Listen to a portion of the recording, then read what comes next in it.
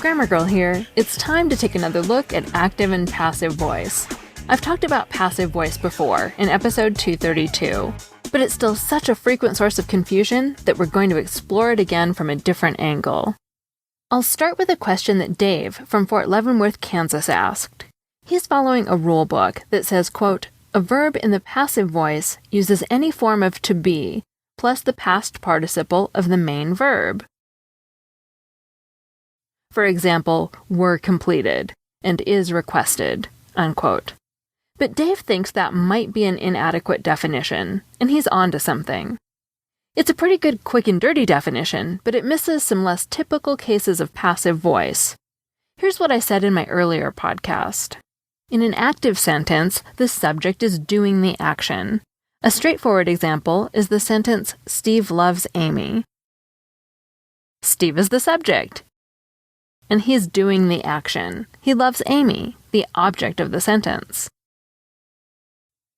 In passive voice, the target of the action gets promoted to the subject position.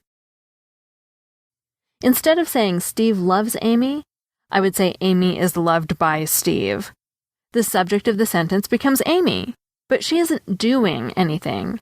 Rather, she's just the recipient of Steve's love. That's also not a bad quick and dirty definition, if I may say so, but it's also not perfect either.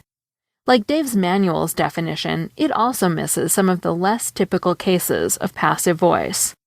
Furthermore, if you stick to it too tightly, you'll end up incorrectly thinking some cases of active voice are passive voice.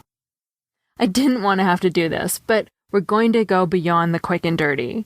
To fully understand what passive voice is and isn't, you need to know what active voice is. So in two episodes, we're going to get straight on both active and passive voice.